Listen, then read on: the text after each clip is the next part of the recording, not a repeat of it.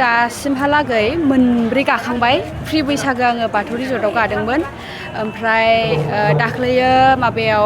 16आव बै माख्रायाव गादों फुट माख्रायाव बेनिफ्राय दिनैयो मोननै गानाय जाबाय नैबे 1 नं बरलादांगुरियाव बेनिफ्राय बै आं जायगानि नामखौनो बावबोबाय मा जायगामोनथाय बोरैबा मारैबामोन ना नामा गोसोआव गैया रावबो दायो आंना ओरैनो मोननै जानानै दंबावो आरो बैसागो एलबामाथ' आङो मोनसेल' लाखिनो हाबाय समनि आंखालावहाय ओरैनोथ' आंनाव मोनब्रैसो फैदोंमोन बिनिफ्राय आंना सुटिबो गैयामोन नालाय आउट पास लानानै आं मोनसेल' गानाय जादों आरो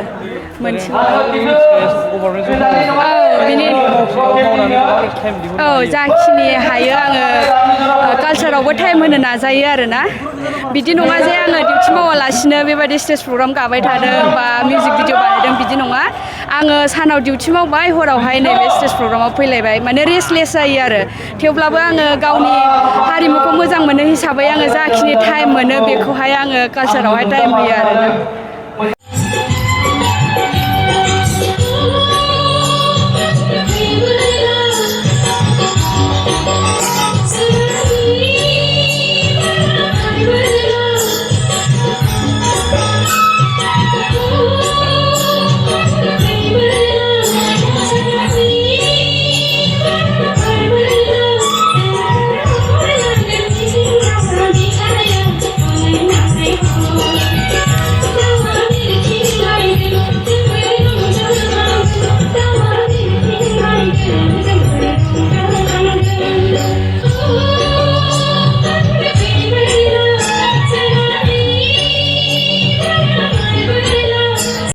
गोजोनथाव खौरां बङाइगाव मेरिडियान किया मटर्स श'रुमआ नोंथांनो लाबोदों गोदान अफार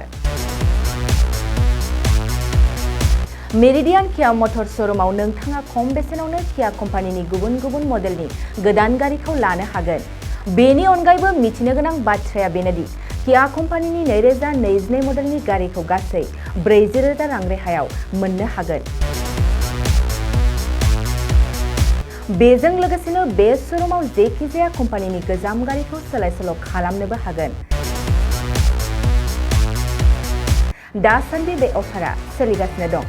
मेरिडियान किया मटर्स श'रुमआ सा बङाइगाव साफागुरि र'ड आगराला देहा फाहामसालिनि साखाथियाव थानाय महामाया हटेलनि अपोजिट साइडआव दं बे अफारखौ मोनफुंनो थाखाय नोंथाङा अनलाइनबो बुकिं खालामहरनो हागोन लोगोसेनो गोबां मिथिनो थाखाय थोंजोङै 7099003414 नङाब्ला 8822790662 जानबुं अनजिमायाव जगाजग खालामहरनो हागोन आरो बङाइगाव मेरिडियान किया मटर्स श'रुमआव थांनानैबो नायनो हागोन